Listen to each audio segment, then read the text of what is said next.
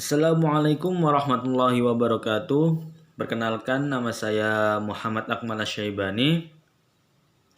Saya dari kelas atau prodi IATC UIN Maulana Malik Ibrahim Malang. Pada kesempatan kali ini saya akan menjelaskan beberapa metode penulisan hadis. Saya akan menjelaskan ada 6 metode. Yang pertama adalah al-jami'.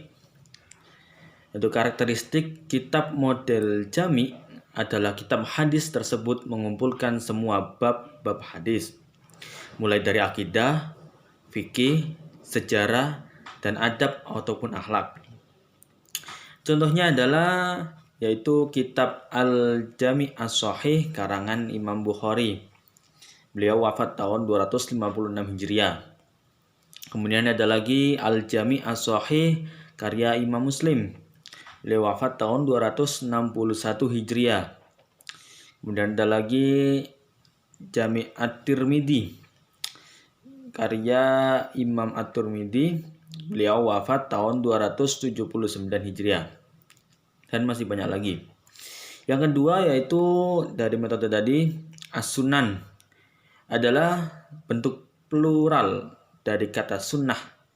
Sedangkan yang dimaksud dengan kitab hadis model sunan adalah kitab hadis yang dalam penulisannya sesuai dengan bab-bab fikih dan hanya hadis-hadis marfu' saja yang ditulis.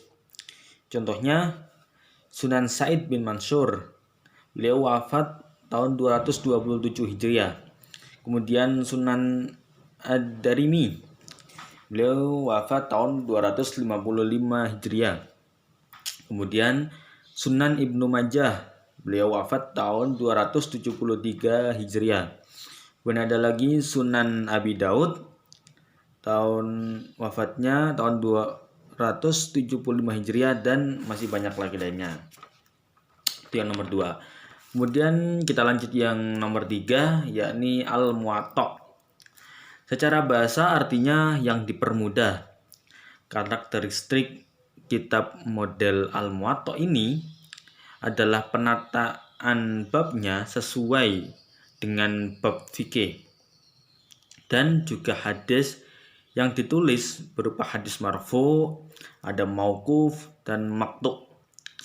Artinya, isi dari Muwatta ini berupa hadis Nabi yang aksar sahabat, hadis Nabi, ada aksar sahabat dan tabi'in. Contohnya adalah kitab Muwatta karya Imam Muhammad bin Abdurrahman atau yang dikenal dengan Ibnu Abi Zyab.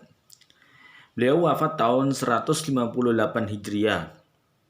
Kemudian ada lagi kitab Muwatta karya Imam Malik bin Anas. Beliau wafat tahun 179 Hijriah. Dan ada lagi kitab Muwatta karya Imam Abu Muhammad Abdullah bin Muhammad Al-Marizi. Beliau wafat tahun 293 Hijriah. Dan masih banyak lagi. Dan kita lanjut yang metode keempat, yaitu Al-Musannaf. Al-Musannaf ini sendiri ya, sama persis. Maksudnya pengertian dari Al-Musannaf ini itu sama persis dengan pengertian dari Al-Muwatta. Jadi langsung saja, contohnya adalah dalam Musannaf ini ada Musannaf Abu Salamah Hamad bin Salamah bin Dinar. Beliau wafat tahun 167 Hijriah. Kemudian ada lagi Musannaf Ibnu Abi Syaibah. Dia wafat tahun 235 Hijriah. Kemudian ada lagi Musannaf Abu Bakar Abdul Razak. Beliau wafat tahun 211 Hijriah. Dan masih banyak lagi. Kita lanjut ke metode yang kelima, yaitu Al-Mustadrak. Al-Mustadrak yaitu kitab hadis di mana seorang penulis menambahkan hadis-hadis yang dianggap memenuhi syarat sahih kitab hadis.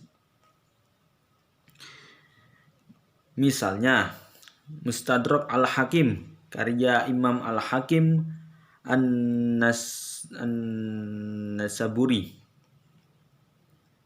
Beliau wafat tahun 405 Hijriah. Kemudian ada juga Imam Hakim menambahkan hadis-hadis lain yang tidak terpapar dalam dua kitab sahih, yaitu kitab Sahih Bukhari dan Sahih Muslim. Dan yaitu metode yang kita bahas terakhir yaitu Al-Mustakhraj, yaitu kitab hadis di mana seorang penulis kitab hadis tersebut menuliskan kembali hadis-hadis lain tetapi dengan sanad penulis sendiri, bukan sanad kitab lain. Misalnya kitab Al-Mustakhraj ala Syekh ala Sahih Al-Imam Muslim karya Abu Naim Al-Ashbahani. Beliau wafat tahun 430 Hijriah. Kemudian ada lagi Imam Abu Naim Al-Ashbahani menuliskan hadis-hadis sahih Muslim tetapi dengan sanad lain, bukan dengan sanad Muslim. Beliau wafat tahun 261 Hijriah. Ya, sekian dari penjelasan saya. Mungkin itu saja yang dapat saya sampaikan dari metode-metode penulisan hadis. Kurang lebihnya saya mohon maaf. Wassalamualaikum warahmatullahi wabarakatuh.